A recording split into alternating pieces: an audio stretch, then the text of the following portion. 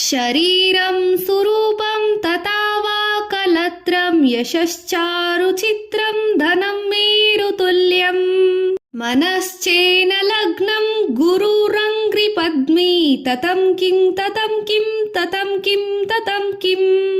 ಒಬ್ಬನಿಗೆ ಸುಂದರವಾದ ಶರೀರವಿದೆ, ಅನುಕೂಲೆಯಾದ ಪತ್ನಿ ಇದ್ದಾಳೆ, ಅವನ ಕೀರ್ತಿ ಎಲ್ಲಾ ದಿಕ್ಕುಗಳಲ್ಲಿ ಹಬ್ಬಿದೆ, ಮೇರು ಪರ್ವತದಷ್ಟು ಸಂಪತ್ತು ಸಹ ಇದೆ. ಆದರೆ ಅವನ ಮನಸ್ಸು ಮಾತ್ರ ತನ್ನ ಗುರುವಿನ ಪಾದಪದ್ಮಗಳಲ್ಲಿ ಆಸಕ್ತವಾಗದಿದ್ದರೆ ಅದರಿಂದಲೇ ಏನೂ ಆಗುವುದಿಲ್ಲ, ಅದರೇನು ಪ್ರಯೋಜನವೂ ಇಲ್ಲ. ಕಲತ್ರಂ ಧನಂ ಪುತ್ರ ಪೌತ್ರಾದಿ ಸರ್ವಂ ಗೃಹಂ ಬಾಂಧವಂ ಸರ್ವಮೇತದ್ವಿಜಾತಂ ಮನಶ್ಚೇನ ಲಗ್ನಂ ಗುರುರಂಗ್ರಿ ಪದ್ಮೇ ತಥಾ ಕಿಂ ತಥಾ ಕಿಂ ತಥಾ ಕಿಂ ತಥಾ ಕಿಂ. ಒಬ್ಬನಿಗೆ ಸುಂದರಿಯಾದ ಮಡದಿ, ಧನ, ಮಕ್ಕಳು, ಮೊಮ್ಮಕ್ಕಳು, ಮನೆ, ಬಂಧುಗಳು, ಮಿತ್ರರು ಎಲ್ಲವೂ ಇದೆ. ತನ್ನ ಮನಸ್ಸು ತನ್ನ ಗುರುಚರಣಗಳಲ್ಲಿ ಆಸಕ್ತವಾಗಿಲ್ಲವಾದರೆ ಅದರಿಂದೇನೂ ಪ್ರಯೋಜನವಿಲ್ಲ. ಷಡಂಗಾದಿವೇದೋ ಮುಖೇ ಶಾಸ್ತ್ರವಿದ್ಯಾ ಕವಿತ್ವಾದಿಗದ್ಯಂ ಸುಪದ್ಯಂ ಕರೋತಿ ಮನಶ್ಚೇನ ಲಗ್ನಂ ಗುರುರಂಗ್ರಿ ಪದ್ಮೇ ತತಃ ಕಿಂ ತತಃ ಕಿಂ ತತಃ ಕಿಂ ತತಃ ಕಿಂ. ಒಬ್ಬನು ವೇದಾಂಗಗಳನ್ನೆಲ್ಲ ಓದಿ ಕಂಠಪಾಠ ಮಾಡಿಕೊಂಡಿದ್ದಾನೆ. ಗೀತೆ, ಬ್ರಹ್ಮಸೂತ್ರ, ಭಾಷ್ಯ ಇತ್ಯಾದಿ ಶಾಸ್ತ್ರಗಳನ್ನೆಲ್ಲ ಕರಗತ ಮಾಡಿಕೊಂಡಿದ್ದಾನೆ, ಅಂದರೆ ಹಸ್ತಗತ ಮಾಡಿದ್ದಾನೆ. ಸ್ವತಃ ತಾನೇ ಕವಿತ್ವ, ಕೃತಿ ರಚನೆ, ಗ್ರಂಥ ರಚನೆಗಳನ್ನು ಮಾಡಬಲ್ಲವನಾಗಿದ್ದಾನೆ. ಇಷ್ಟೆಲ್ಲ ಇದ್ದು ತನಗೆ ವಿದ್ಯೆ ಕಲಿಸಿದ ಗುರುವಿನಲ್ಲಿ ಮನಸ್ಸಿಟ್ಟು ನಮಸ್ಕರಿಸದಿದ್ದರೆ ಅದರಿಂದೇನೂ ಪ್ರಯೋಜನವಿಲ್ಲ. ವಿದ್ಯೇಶೇಷು ಮಾನ್ಯಃ ಸ್ವದೇಶೇಷು ಧನ್ಯಃ ಸದಾಚಾರ ವೃತ್ತೇಷು ಮತೋ ನ ಚಾನ್ಯಃ ಮನಶ್ಚೇನ ಲಗ್ನಂ ಗುರುರಂಗ್ರಿ ಪದ್ಮೇ ತತಃ ಕಿಂ ತತಃ ಕಿಂ ತತಃ ಕಿಂ ತತಃ ಕಿಂ.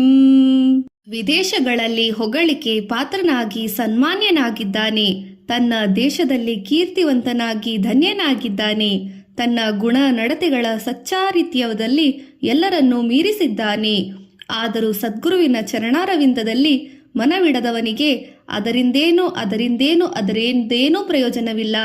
ಕ್ಷಮಾಮಂಡಲೇ ಭೂಪಾಲ ವೃಂದೇ ಸದಾ ಸೇವಿತಂ ಯಸ್ಯ ಪಾದಾರವಿಂದಂ ಮನಶ್ಚೇನ ಲಗ್ನಂ ಗುರುರಂಗ್ರಿ ಪದ್ಮೇ ತತಃ ಕಿಂ ತತಃ ಕಿಂ ತತಃ ಕಿಂ ತತಃ ಕಿಂ.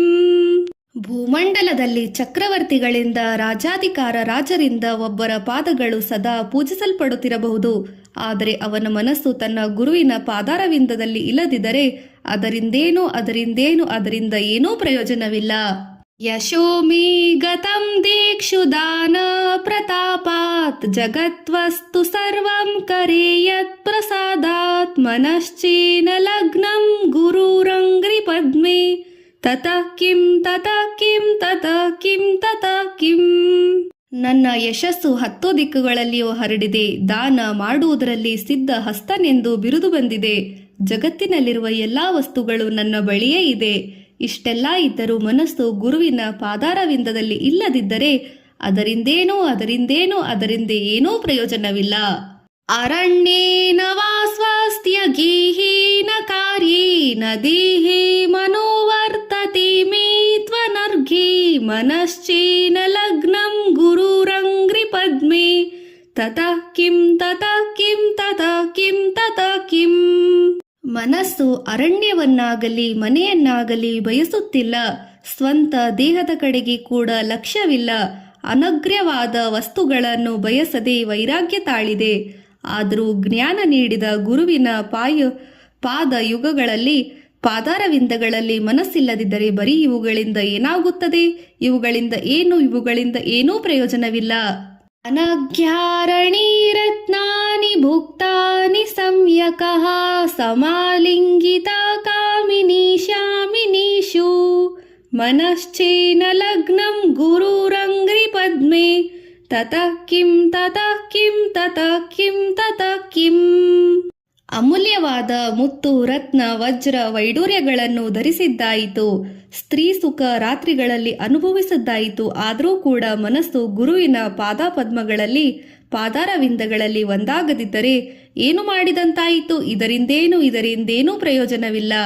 ಗುರುರೋಷ್ಟಕಂ ಯಾ ಪಠೇತ್ ಪಾಣ್ಯದೇಹಿ ಯತಿರ್ಭೂಪತಿ ಬ್ರಹ್ಮಚಾರಿ ಚ ಗೇಹಿ ಲಭೇತ್ವಾ ಚಿತ್ತಾರ್ಥ ಪದ್ಮಂ ಬ್ರಹ್ಮ ಸಂಜ್ಞಂ ಗುರುರೋಕ್ತ್ಯವಾಕ್ತೆ ಮನೋ ಯಸ್ಯ ಲಗ್ನಂ. ಯಾವ ಪುಣ್ಯವಂತನು ಭಕ್ತಿ ಶ್ರದ್ಧೆಯಿಂದ ಸದ್ಗುರುವಿನ ಉಪದೇಶದಲ್ಲಿ ಸದಾ ಮನಸ್ಸನ್ನಿಟ್ಟು ಈ ಗುರುವಾಷ್ಟಕವನ್ನು ಪಠಿಸುತ್ತಾನೋ ಅವನು ಯತಿಯಾಗಲಿ ಮಹಾರಾಜನೇ ಆಗಲಿ ಇಲ್ಲವೇ ಬ್ರಹ್ಮಚಾರಿಯಾಗಲಿ ಅಥವಾ ಗೃಹಸ್ಥನಾಗಲಿ ಅಂತಹ ವ್ಯಕ್ತಿಯು ಸಕಲ ಇಷ್ಟಾರ್ಥಗಳನ್ನು ಪಡೆಯುವುದರೊಂದಿಗೆ ಮೋಕ್ಷವನ್ನು ಸಹ ಹೊಂದುತ್ತಾನೆ. ಗುರುಭಕ್ತಿ ಸ್ತೋತ್ರಂ. ಪ್ರತಿಯೊಬ್ಬ ಮನುಷ್ಯನ ಪರಮೋದ್ದೇಶ ಶಾಶ್ವತವಾದ ಆನಂದವನ್ನು ಹೊಂದುವುದು. ತನ್ನ ಈ ಉದ್ದೇಶವನ್ನು ಪೂರೈಸಿಕೊಳ್ಳಲು ಮನುಷ್ಯನಾದವನು ಪ್ರತಿದಿನ ಹಲವಾರು ಮಾರ್ಗಗಳಲ್ಲಿ ತಡಕಾಡುತ್ತಿರುತ್ತಾನೆ. ವಿದ್ಯೆಯಿಂದ, ಸಂಪತ್ತಿನಿಂದ, ಕೀರ್ತಿಯಿಂದ ಅಥವಾ ಇನ್ನಾವುದೋ ರೀತಿಯಲ್ಲಿ ಪರಮಸುಖವನ್ನು ಹೊಂದಬಹುದೆಂದು ಭಾವಿಸುತ್ತಾನೆ. ಆದರೆ ಆತ್ಮಜ್ಞಾನವನ್ನು ಪಡೆದು ಸಂಸಾರದಿಂದ ಬಿಡುಗಡೆಯನ್ನು ಹೊಂದುವುದೇ ನಿಜವಾದ ಆನಂದಕ್ಕೆ ಕಾರಣ. ಇದು ಕೇವಲ ಶಾಸ್ತ್ರಗಳ ಅಧ್ಯಯನದಿಂದ ಅಥವಾ ಕೀರ್ತಿಯಿಂದ ಲಭಿಸುವುದಿಲ್ಲ. ಸದ್ಗುರುವಿನ ಅನುಗ್ರಹದಿಂದ ಮಾತ್ರ ಇದು ಸಾಧ್ಯ ಎಂಬುದನ್ನು ಶ್ರೀ ಶಂಕರಾಚಾರ್ಯರು ಭಗವತ್ಪಾದರು ಈ ಸ್ತೋತ್ರದಲ್ಲಿ ಉಪದೇಶಿಸಿದ್ದಾರೆ.